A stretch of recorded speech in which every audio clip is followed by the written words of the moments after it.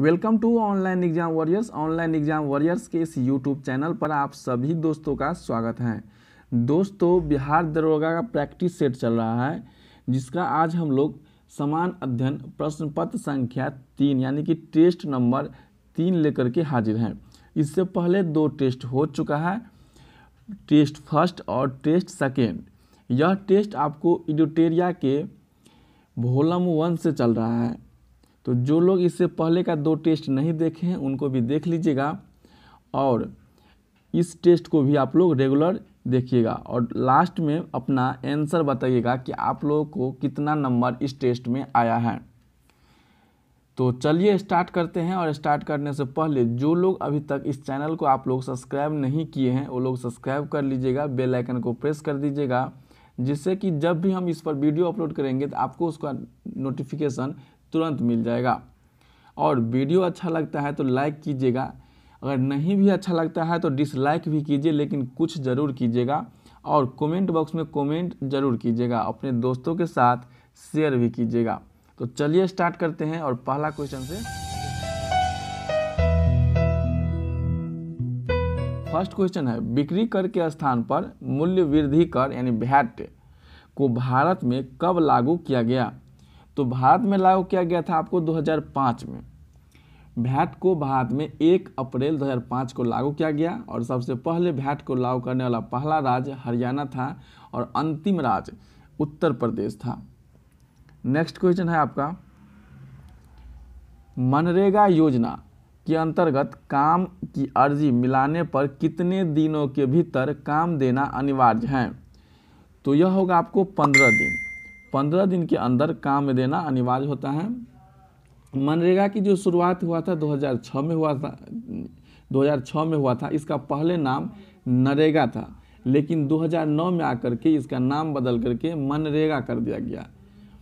इस योजना के अंतर्गत काम की अर्जी मिलने पर 15 दिन के अंदर आपको काम दे दिया जाता है और 2020 में मनरेगा के तहत सर्वाधिक रोजगार देने वाला राज्य उत्तर प्रदेश का प्रथम स्थान रहा था। तीसरा क्वेश्चन है, हरित क्रांति शब्द किसने दिया है? तो हरित क्रांति शब्द जो दिया है, यह शब्द दिया है आपको विलियम गॉड ने। किसने दिया है? विलियम गॉड ने दिया है। पूरे विश्व में हरित क्रांति का जनक माना जाता है नॉर्मन बोरलॉन्ग को और इंडिया में माना जाता है MS स्वामीनाथन को। पूरे विश्व में नॉर्मन बोरलॉन्ग को और इंडिया में MS स्वामीनाथन को। चलिए चौथा क्वेश्चन देखते हैं, अर्थव्यवस्था के दृष्टिकोण से वन तथा मत्स्य किस क्षेत्र के अंतर्गत आते हैं? तो आपको मत्स्य किस क्षेत्र के अंतर्गत आते हैं? यह प्राथमिक क्षेत्र के अंतर्गत आते हैं। प्राथमिक क्षेत्र में जैसे वन, कृषि, मत्स्य ये सब आते हैं। और विनिर्माण, खनन, खाद्यान्न या द्वितीय क्षेत्र के अंतर्गत आते हैं। और संचार, परिवहन, बैंकिंग, बीमा योजना ये सब आपको तृतीय क्षेत्र के अंतर्गत आते हैं। नेक्स्ट क्वेश्चन 5 नंबर क्वेश्चन है, भारतीय लघु उद्योग विकास बैंक का मुख्यालय कहाँ है? भारतीय लघु उद्योग विकास बैंक का मुख्यालय आपका लखनऊ में है, जो ऑप्शन नंबर सी हो जाएगा। इसका स्थापना जो हुआ था आपको 2 अप्रैल 1990 में हुआ था। किसका? भारतीय लघु उद्योग विकास बैंक का। नेक्स्ट क्वेश्चन है, मोल्लेम राष्ट्रीय उद्यान किस राज्य में है? मोल्लेम राष्ट्रीय उद्यान जो आपको गोवा में है। यहीं पर आपको एक महावीर राष्ट्रीय उद्यान भी फेमस है, जो एग्जाम में बार बार पूछे जाते हैं। नेक्स्ट क्वेश्चन है, निम्न में से कौन पारितंत्र का अजैविक घटक है? इसका आंसर हो जाएगा आपका जल और वायु, ऑप्शन नंबर सी हो जाएगा। नेक्स्ट क्वेश्चन है, निम्न में से कौन दुर्लभ जाति यानी रेयर स्पेसीज के अंतर्गत आते हैं? तो इसके अंतर्गत आते हैं आपको शुतुरमुर्ग और आता है हिम चीता, यानी सी नंबर आंसर आ जाएगा इसका। नेक्स्ट क्वेश्चन है, विश्व ओजोन दिवस किस तिथि को मनाया जाता है? तो ये मनाया जाता है आपको 5 जून।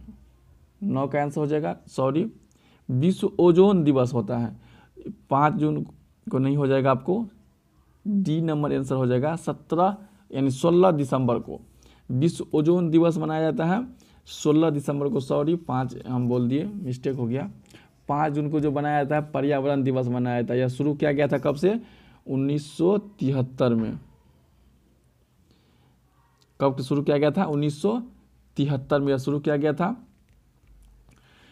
5 जून को पर्यावरण दिवस और ओजोन परत दिवस आपको 16 दिसंबर को। चलिए अगला क्वेश्चन है, किस वर्ष अंतरिक्ष आयोग एवं अंतरिक्ष विभाग की स्थापना किया गया?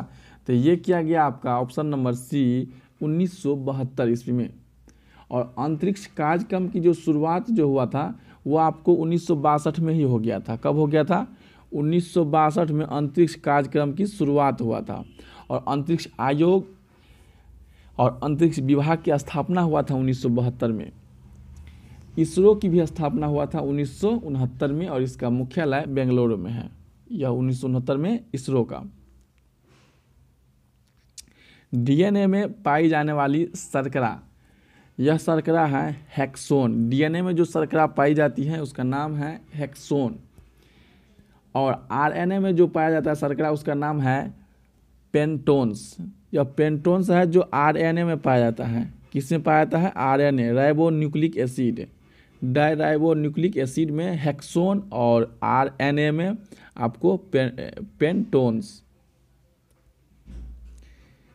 देखिए इसको इस तरह से याद कर सकते हैं, डीएच और पीआर। क्या है?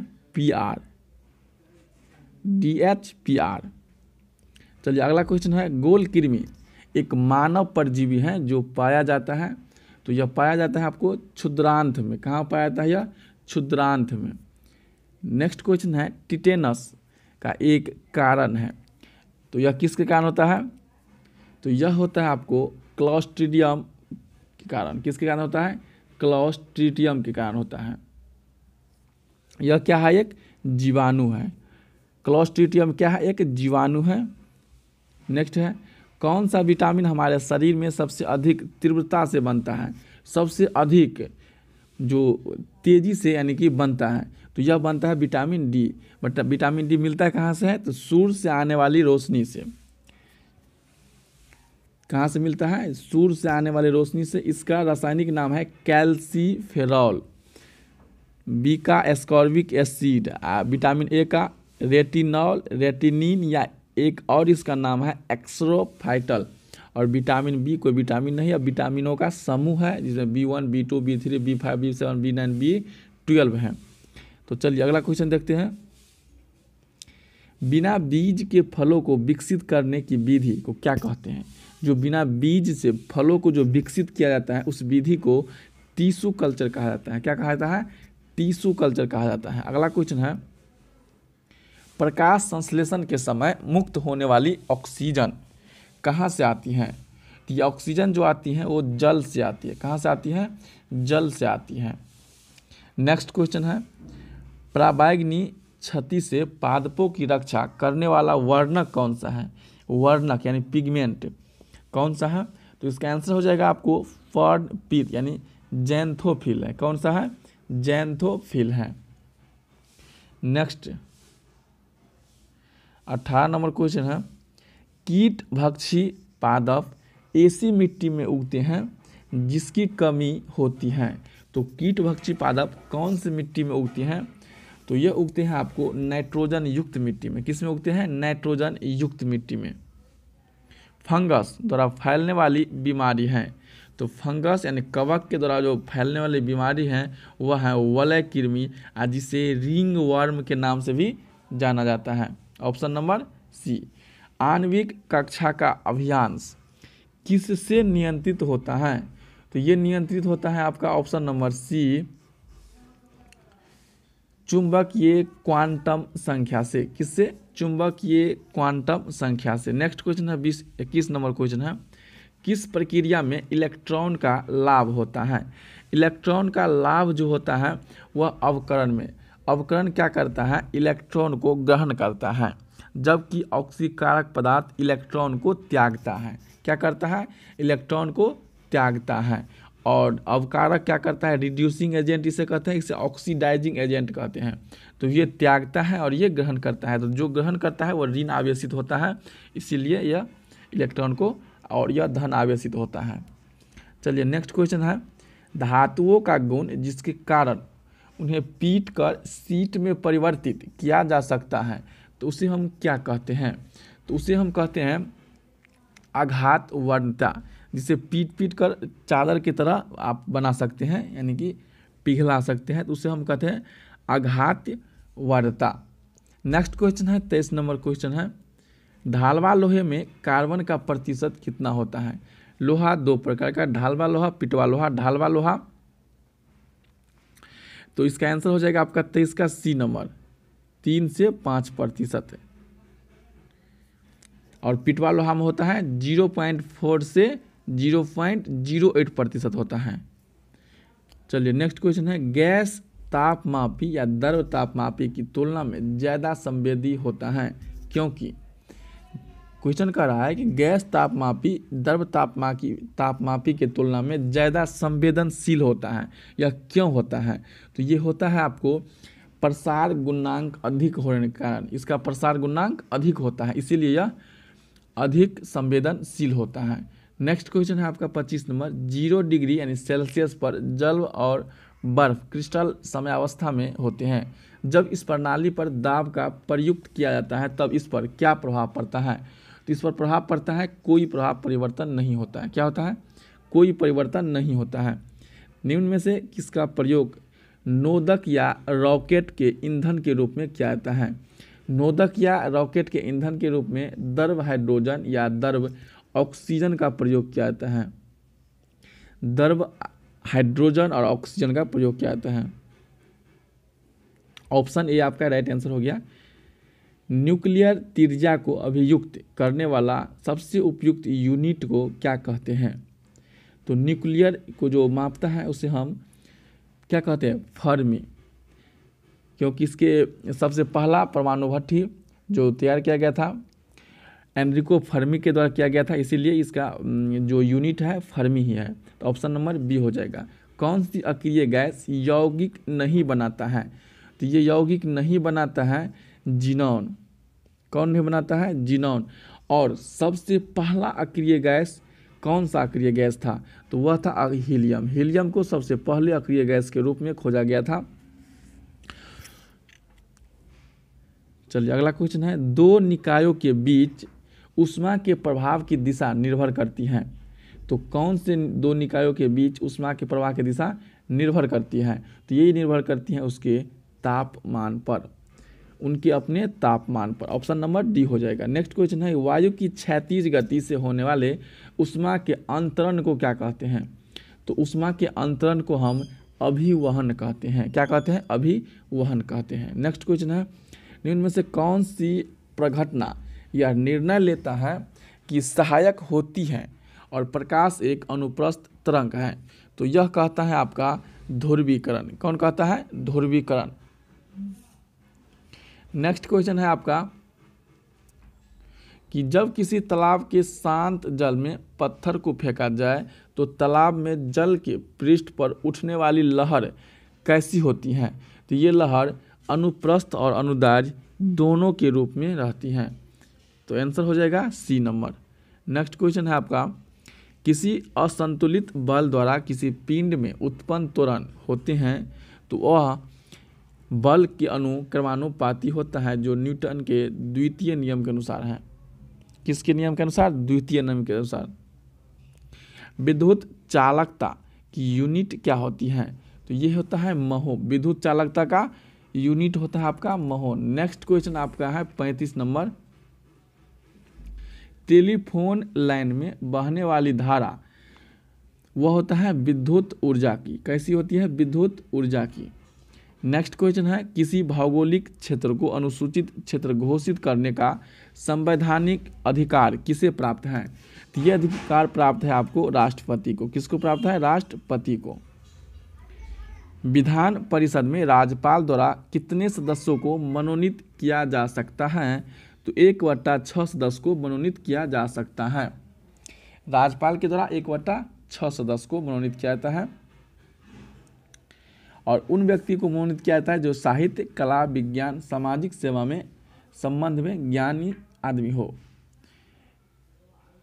और 1/12 जो सदस्य हैं यह स्नातक स्तर से लिए जाते हैं और 1/3 विधानसभा के सदस्यों के द्वारा, 1/3 विधानसभा के सदस्यों के द्वारा, 1/10 कहीं से नहीं लिए जाते हैं। तो 1/6 हो गया आपको राज्यपाल के द्वारा, 1/12 हो गया स्नातक से और 1/12 हो गया आपका स्नातक से और 1/3 हो गया आपका विधानसभा से। भारतीय संविधान में केंद्र तथा राज्य के मध्य विभाजन की परिधि से किसे बाहर रखा गया है? तो इसमें बाहर रखा गया है न्यायपालिका शक्ति को। न्यायपालिका एक स्वतंत्र न्यायपालिका है, इस पर किसी का दबाव नहीं चलता है। पंचायती राज को संवैधानिक स्थिति प्रदान करने की संस्तुति सर्वप्रथम किस समिति द्वारा दी गई थी? तो ये दिया गया था आपका LM सिंघवी समिति के द्वारा। LM सिंघवी समिति की यह समिति जो गठन किया गया था 1986 में। कब किया गया था? 1986 में। नेक्स्ट क्वेश्चन है आपका, सरकारी आयोग निम्नलिखित में से किससे संबंधित था? तो सरकारी आयोग जो संबंधित था आपका केंद्र और राज्य के सुधार से, केंद्र और राज्य के संबंध में सुधार से सरकारी आयोग संबंधित हैं। निम्नलिखित में से कौन सा भारतीय संविधान के अंतर्गत एक मौलिक कर्तव्य नहीं है? तो मौलिक कर्तव्य नहीं है राष्ट्रीय महत्व के स्मारकों की रक्षा करना। प्रत्येक संसदीय प्रणाली में संसद की बैठकों में प्रश्नों के अलग से समय निर्धारित किया जाता है, जिसे क्या कहते हैं? प्रश्नोत्तर के काल। क्या कहते हैं? प्रश्न उत्तर के काल। दोनों संसद में प्रत्येक बैठक के प्रारंभ के 1 घंटे को प्रश्नकाल कहा जाता है। प्रश्नकाल के दौरान सदस्यों को सरकार के कार्यों पर आलोचना या प्रत्यालोचना का समय दिया जाता है। संसद के दोनों सदनों में प्रश्नकाल के ठीक बाद के काल को हम शून्य काल कहते हैं। शुरू जब होता है संसद का समय, उस समय प्रश्नकाल चलता है और प्रश्नकाल के बाद जस्ट जो समय आता है उसे हम शून्य काल कहते हैं। नेक्स्ट क्वेश्चन है, निम्नलिखित में से कौन सा भारतीय संविधान का अनुच्छेद सार्वजनिक सेवाओं पर अवसर का समानता देता है? तो ये अवसर का समानता देता है आपका ऑप्शन नंबर सी 16। अवसर यानी कि 16 में कहा गया है कि जाति धर्म के आधार पर किसी व्यक्ति को सरकारी नौकरी या कोई भी आपको मतलब वर्जित नहीं किया जा सकता है। 14 में है विधि के समक्ष समानता, 15 में है धर्म जाति के आधार पर जन्म स्थान के आधार पर भेदभाव और 19 में है स्वतंत्रता का अधिकार। राज्यसभा के विषय में क्या सही है आपको बताना है। तो इसका आंसर हो जाएगा आपका एक अस्थायी सदन है, इसकी अवधि 6 वर्ष भी है और 1/3 सदस्य प्रति दूसरे वर्ष में सेवानिवृत्त होते हैं। तो इसका आंसर आपका हो जाएगा ऑप्शन नंबर डी। अस्पृश्यता निर्धारित अधिनियम कब लाया गया था?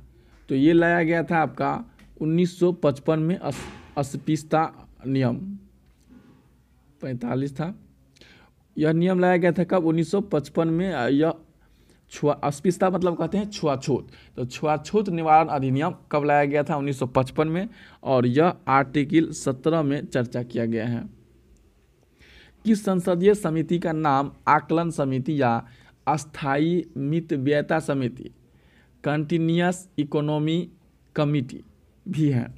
तो इसका आंसर हो जाएगा प्राक्कलन समिति। क्या हो जाएगा? प्राक्कलन समिति।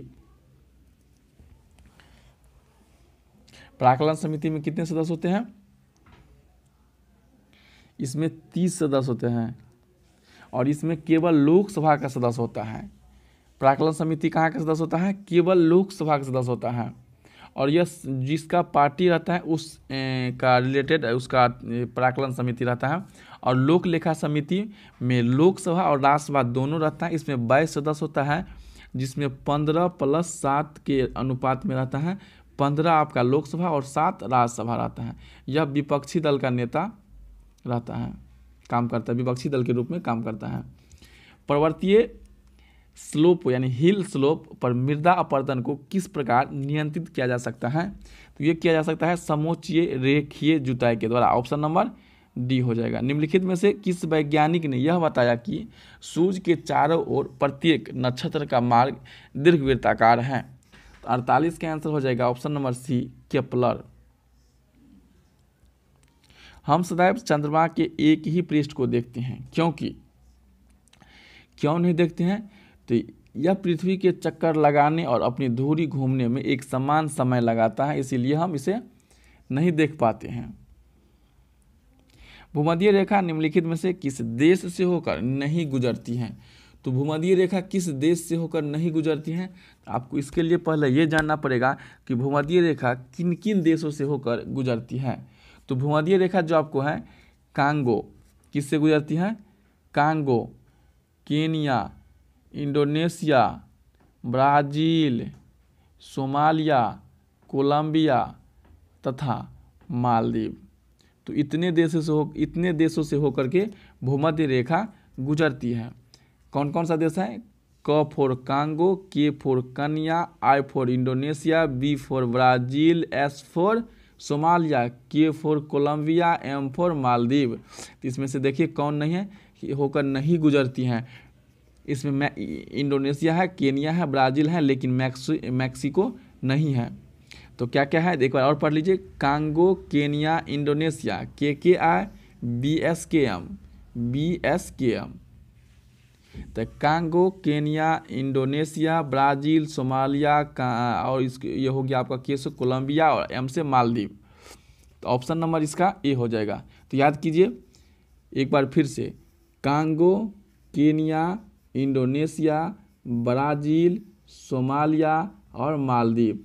तीन कितना हो गया? Congo, Kenya, Indonesia, Brazil, Somalia, एक और है कोलंबिया और मालदीव, यानी कि 3, 4, 7 देशों से होकर आपको गुजरती है। Congo, Kenya, Indonesia, Brazil, Somalia का अब हो गया, एक हो गया कोलंबिया, एक हो गया Maldives. Congo, Kenya, Indonesia, Brazil, Somalia, Colombia और मालदीव, 7 देश से। चलिए नेक्स्ट क्वेश्चन है, कंटूर वे काल्पनिक रेखाएं हैं जो दर्शाती हैं बराबर ऊंचाई वाले क्षेत्र को। कंटूर रेखा क्या दर्शाती है? बराबर ऊंचाई वाले क्षेत्र को कंटूर मतलब बराबर ऊंचाई। निम्नलिखित में से कौन सा और नवीकरणीय ऊर्जा का यानी कि रीन्यूएबल एनर्जी का स्रोत है? तो ये हो जाएगा आपका ए नंबर, यानी कि कोयला। नेक्स्ट क्वेश्चन है आपका 52 का हो गया आपका, निम्नलिखित में से कौन सा और नवीकरणीय का है? कोयला, प्राकृतिक गैस और परमाणु, ये सभी हो जाएगा। मिस्टेक हो गया, डी नंबर होगा इसका आंसर। इसका राइट आंसर होगा डी नंबर, ये सभी हो जाएगा। चलिए नेक्स्ट क्वेश्चन है 53 नंबर क्वेश्चन देखिए। क्वेश्चन है आपको सूची 1 को सूची 2 से मिलाना है। तो गुरु महिषिना का इसका हो जाएगा लौह अयस्क। क्या हो जाएगा? लौह अयस्क। तलचर कहाँ पर किसके लिए फेमस है? यह कोयला के लिए, तलचर कोयला के लिए। जादूगोरा में क्या है? यूरेनियम। जादूगोरा कहाँ? झारखंड में है। और जावर के खान सीसा के लिए फेमस है। तो क्या आंसर आ गया? ऑप्शन नंबर ए आ गया। 3, 4, 2, 1। अब 54 नंबर क्वेश्चन देखते हैं। 54 नंबर क्वेश्चन है, अंडमान निकोबार द्वीप में गद्दीदार चोटी यानी सैडल पीक कहाँ स्थित है? तो यह स्थित है आपको उत्तरी अंडमान में। इंदिरा गांधी नहर को किन नदियों से पानी मिलता है? तो यह मिलता है सतलज और ब्यास से। इंदिरा गांधी नहर को सतलज और ब्यास से इसको पानी मिलता है। इंदिरा गांधी नहर भारत की सबसे बड़ी सिंचाई नहर है। यह पंजाब राज्य में ब्यास और सतलज नदी के संगम पर बने हरिके बैरेज से निकलती हैं और राजस्थान, पंजाब, हरियाणा राज्य को लाभान्वित करता है। यह भी क्वेश्चन पूछा गया है, यह किस किस राज्य को लाभान्वित करता है? तो राजस्थान, पंजाब और हरियाणा, 3 राज्य को लाभान्वित करता है। राजस्थान, पंजाब और हरियाणा। यह कहाँ पर है? इंदिरा गांधी नहर पर है, जो आपको सतलज और शैवाल के संगम पर है। ब्यास और सतलज के संगम पर है, जो हरिके बैरेज से निकलती हैं। नेक्स्ट क्वेश्चन है 55 नंबर हो गया। तो 56 नंबर क्वेश्चन आएगा, भारत की जनगणना 2011 के अनुसार सर्वाधिक जनसंख्या वृद्धि वाला राज्य कौन सा है? तो आंसर हो जाएगा option number B, Meghalaya. Meghalaya कितना है? तो 27.9%। उसके बाद आपको बिहार है 25.4%, अरुणाचल प्रदेश है 26% और मिजोरम है 23.5%। और सबसे कम वाला न्यूनतम दशकीय वृद्धि वाला राज्य है आपको नागालैंड, जिसका वृद्धि है 0.6%।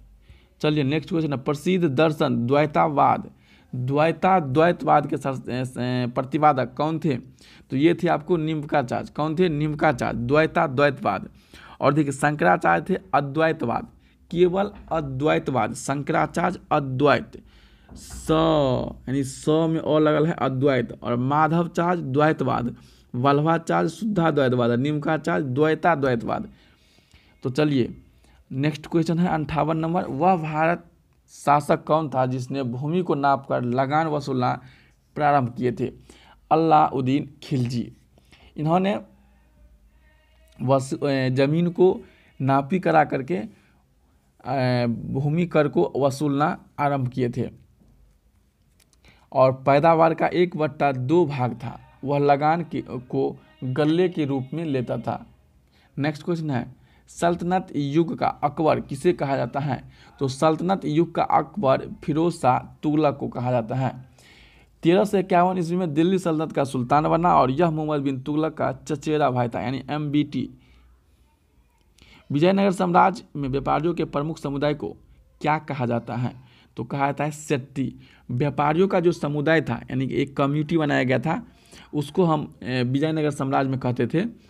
हम नहीं, यानी विजयनगर साम्राज्य में कहा जाता था सेट्टी। क्या कहा जाता था? सेट्टी। और विजयनगर साम्राज्य की संस्थापक कौन थे? हरिहर एवं बुक्का, 2 भाई थे। कौन थे? हरिहर एवं बुक्का। और किया गया था कब इसका स्थापना? 1336 ईस्वी में। 1336 ईस्वी में विजयनगर साम्राज्य की स्थापना हरिहर एवं बुक्का नामक 2 भाइयों के द्वारा किया गया था। और विजयनगर साम्राज्य में जो व्यापारियों का समुदाय होता था, यानी प्रमुख होता था, व्यापारियों के प्रमुख समुदाय को सेट्टी के नाम से बुलाते थे। दिल्ली दरबार का आयोजन कब किया गया था? तो ये किया गया था 1911 में। कब किया गया था? 1911 में दिल्ली दरबार का आयोजन किया गया था लॉर्ड हार्डिंग द्वितीय के शासनकाल में। किसके काल में? लॉर्ड हार्डिंग द्वितीय काल में। यह ब्रिटिश सम्राट जॉर्ज परचम और महारानी विलियम मेरी के आगमन पर किया गया था यह आयोजन। 62 नंबर क्वेश्चन है, असहयोग आंदोलन चलाने का प्रस्ताव किस कांग्रेस अधिवेशन में पारित किया गया था? देखिए असहयोग आंदोलन की शुरुआत जो हुआ था 1920 में हुआ था, और इसको चलाने की जो बात हुई थी 1920 में ही नागपुर के कांग्रेस अधिवेशन में हुआ था। प्रस्ताव किया गया था, जिसे 1 अगस्त 2020 से गांधी जी ने असहयोग आंदोलन शुरू किया और 12 फरवरी 1922 को इसे ख़त्म कर दिया। क्यों ख़त्म किया? तो चौरी चौरा कांड के बाद इसे ख़त्म कर दिया गया। चौरी चौरा कांड कहाँ पर हुआ था? लखनऊ में हुआ था। व्यक्तिगत सत्याग्रह की शुरुआत कब की गई थी? व्यक्तिगत सत्याग्रह की शुरुआत 17 अक्टूबर 1940 में महाराष्ट्र के पवनार आश्रम में हुआ था। पवनार आश्रम के संस्थापक विनोबा भावे थे। गांधी जी ने प्रथम सत्याग्रही के रूप में विनोबा भावे को मानते हैं। किसको? प्रथम सत्याग्रही के रूप में विनोबा भावे को मानते हैं। और उन्होंने ही पवनार आश्रम की स्थापना किया था। और व्यक्तिगत सत्याग्रह की शुरुआत 17 अक्टूबर 1940 को। भारत में आधुनिक शिक्षा का जन्मदाता किसे कहा जाता है? आधुनिक शिक्षा का जन्मदाता कहा जाता है चार्ल्स ग्रांट को। किसको कहा जाता है? चार्ल्स ग्रांट को कहा जाता है। शिक्षा संबंधी वुड डिस्पैच को लाया गया था 1854 में वुड डिस्पैच को लाया गया था। और अंग्रेजी शिक्षा का जन्मदाता किसको कहा जाता है? चलिए 65 नंबर क्वेश्चन है, गांधी जी ने नवजीवन पत्रिका किस भाषा में प्रकाशित किए थे? नवजीवन पत्रिका गुजराती में प्रकाशित किया गया था। किस में? गुजराती में। नेक्स्ट है आपका, निम्नलिखित में से कौन सा सुमेलित है? तो कौन सा इसमें से सही है? 3 आपको इसमें गलत है, सही को आपको सिलेक्ट करना है। तो देखिए ली कमीशन जो आया था आपको 1922 नहीं होकर के होगा, 1923 होगा। ली कमीशन कब आया था? 1923 में आया था। हंटर कमीशन कब आया था? 1982 सही है। हंटर कमीशन 1982 में आया था। रेल कमीशन 1903 में आया था। और स्ट्रेची कमीशन आपको 1988 में आया था। कब आया था? 1988 में स्ट्रेची कमीशन आया था। तो आपका आंसर क्या हो गया सही, ली कमीशन, क्योंकि अब 22 में न होकर 23 में आया था। स्ट्रेची आया था 1888 में, ले कमीशन 1903 में, और हंटर कमीशन 1882 में। नेक्स्ट क्वेश्चन है, करम शाह तथा टीपू मीर ने निम्न में से किस विद्रोह का नेतृत्व किया था? तो ये किया था ऑप्शन नंबर बी, पागलपंथी विद्रोह। यह हुआ था कब? 1813 ईस्वी से लेकर के 31 ईस्वी तक चला था पागलपंथी विद्रोह। कमरम शाह और टीपू मीर थे और प्रभावित क्षेत्र था यह बंगाल का। चलिए नेक्स्ट क्वेश्चन है आपका 68 नंबर क्वेश्चन है, बंगाल में द्वैध शासन कब लागू किया गया? द्वैध शासन का शुरुआत यह लॉर्ड क्लाइव के द्वारा 1765 में किया गया था। कब किया गया था? 1765 में किया गया था। और द्वैध शासन का अंत जो किया गया था वारेन हेस्टिंग के द्वारा किया गया था। और लॉर्ड क्लाइव बंगाल का पहला गवर्नर था। कौन था? बंगाल का पहला गवर्नर। चलिए नेक्स्ट क्वेश्चन है, जापान ने पर्ल हार्बर पर कब आक्रमण किया था? तो पर्ल हार्बर पर आक्रमण जो किया था 1941 ईस्वी में किया था। पर्ल हार्बर पर आक्रमण किया था 1941 ईस्वी में। 7 दिसंबर 1941 ईस्वी में पर्ल हार्बर पर आक्रमण किया था। और 6 अगस्त 1945 में अमेरिका ने हिरोशिमा पर बम गिराया था, जिसे लिटिल मैन के नाम से जाना जाता है। और 9 अगस्त 1945 पर नागासाकी पर गिराया था, जिसे फैट मैन के नाम से जाना जाता है। साहित्य के क्षेत्र में वर्ष 2020 में बुकर पुरस्कार किसे प्रदान किया गया है? तो ये पुरस्कार प्रदान किया गया है आपको डगलस स्टुअर्ट को। डगलस स्टुअर्ट को उसके उपन्यास सग्गी बेन के लिए दिया गया था। यह एक अमेरिकी फैशन डिजाइनर है। कौन है? अमेरिकी फैशन डिजाइनर। निम्नलिखित में से किस मंत्रालय द्वारा स्वामित्व योजना की शुरुआत किया गया है? स्वामित्व योजना पंचायती राज मंत्रालय के द्वारा किया गया है। पंचायत राज मंत्रालय के द्वारा शुरू किया गया है। उमंग मोबाइल ऐप का अंतर्राष्ट्रीय संस्करण निम्न में से किस मंत्री ने लॉन्च किया है? तो ये किए हैं रवि शंकर। नेक्स्ट क्वेश्चन है, हाल ही में आंग रीता शेरपा का निधन हुआ है। किस क्षेत्र में विख्यात थे? वह पर्वतारोही थे।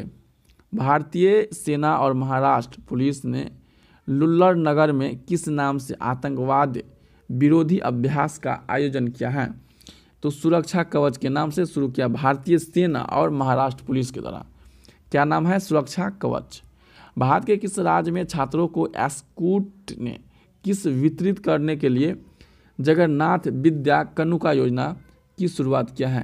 तो ये जगन्नाथ विद्या कनुका योजना महाराष्ट्र सरकार के द्वारा शुरू किया गया है। सॉरी, इसका आंसर हो जाएगा ऑप्शन नंबर 75 का डी हो जाएगा। सॉरी, जगन्नाथ कनुका विद्या कनुका यह होगा आंध्र प्रदेश के द्वारा शुरू किया गया है। आंध्र प्रदेश होगा इसका राइट आंसर। हाल ही में IIT संस्थान ने कोविड-19 जांच के लिए कोविरैप नामक डायग्नोस्टिक किट को विकसित किया है। तो ये विकसित किया है IIT खड़गपुर। नेक्स्ट क्वेश्चन है, हाल ही में उत्तर प्रदेश के किस जिला जनपद के मशहूर मूर्तिकला टेराकोटा को दिया है? तो यह लखनऊ का। वन क्षेत्र में सर्वाधिक वृद्धि करने वाले राज्य निम्नलिखित में से कौन है? तो ये राज्य है option number B, Karnataka. Asia खेल 2022 का आयोजन कहाँ किया जाएगा? हांगझाओ, चीन में। कीवी फल के लिए जैविक प्रमाणीकरण पाने वाला देश का पहला राज्य कौन है? अरुणाचल प्रदेश। नेक्स्ट क्वेश्चन है, 81 नंबर क्वेश्चन है, किस राज्य में भारत की पहली सौर ऊर्जा से चलने वाली ट्रेन का उद्घाटन किया गया है? यह केरल के द्वारा किया गया है। राफेल फाइटर एयरक्राफ्ट को किस वायुसेना ने स्टेशन पर औपचारिक रूप से भारतीय वायुसेना में सम्मिलित किया गया है? तो 82 का आंसर होगा ऑप्शन नंबर ए, अंबाला। हाल ही में चर्चा में रहे सहतूत बांध भारत सरकार द्वारा किस देश में निर्माण करने की घोषणा किया गया है? ये किया गया है अफगानिस्तान में। पहला ग्लोबल सिनेमा फेस्टिवल 2020 का आयोजन कहाँ किया गया है? ये किया गया है आपको सिक्किम में। अमेरिकी राष्ट्रपति चुनाव में डेमोक्रेटिक पार्टी का चुनाव चिन्ह क्या था? डेमोक्रेटिक पार्टी यानी कि तो इसका आंसर हो जाएगा गधा छाप। कौन छाप था? गधा। डेमोक्रेटिक पार्टी से थे जो बाइडेन। नव राष्ट्रपति जो बाइडेन पार्टी के उम्मीदवार थे और डोनाल्ड ट्रंप रिपब्लिक पार्टी के उम्मीदवार थे जिसका छाप था हाथी छाप। रिपब्लिक पार्टी से थे डोनाल्ड ट्रंप, हाथी छाप, और गधा छाप थे डेमोक्रेटिक पार्टी से। तो चुनाव जीता कौन? गधा छाप। हाल ही में भारत के सबसे लंबे single lane motor rebel suspension bridge का उद्घाटन कहाँ किया गया है? तो ये किया गया है आपको उत्तराखंड में। ऑप्शन नंबर डी हो जाएगा, जिसकी लंबाई है 725। रेलवे बोर्ड के नए अध्यक्ष कौन बने हैं? सुनीत शर्मा बने हैं। और रेलवे बोर्ड के सबसे पहला सीईओ, यह बहुत ही इंपॉर्टेंट क्वेश्चन है, तो यह थे BK Yadav. BK Yadav railway board के पहला सीईओ थे। सबसे पहले रेलवे बोर्ड के सीईओ बने थे बीके यादव। चलिए, डेनिस सीमंगल किस देश के प्रधानमंत्री बने हैं? डेनिस सीमंगल ये बने हैं यूक्रेन के। विश्व प्रतिस्पर्धा सूचकांक 2020 में भारत का स्थान क्या रहा है? तो रहा है 43वां, 43। बाय बाय कोरोना, तो bye bye corona Pradeep Srivastava. Bye bye corona Pradeep Srivastava. विश्व प्रेस स्वतंत्रता दिवस कब मनाया जाता है? 3 मई को।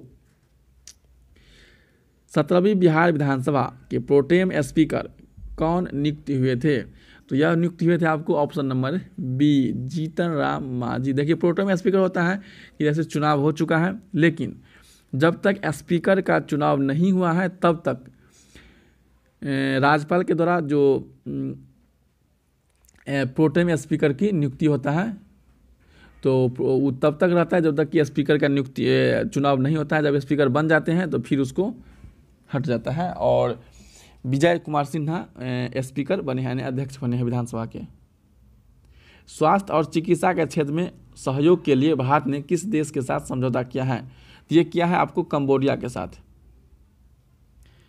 वाजुभाई वाला का वर्तमान में किस राज्य के गवर्नर हैं? तो यह है आपको कर्नाटक के। नवनिर्वाचित अमेरिकी उपराष्ट्रपति ने किस भारतीय मूल की पुरुष या महिला को अपना प्रेस सचिव बनाने की घोषणा किया है? सबरीना सिंह को। 4,000 रुपया के मूलधन पर 5% वर्ष की दर से 2 वर्ष के लिए चक्रवृद्धि ब्याज क्या होगा? तो चक्रवृद्धि ब्याज क्या होगा? 4,000 रुपये का। तो इसका क्या होता है? SI + R²।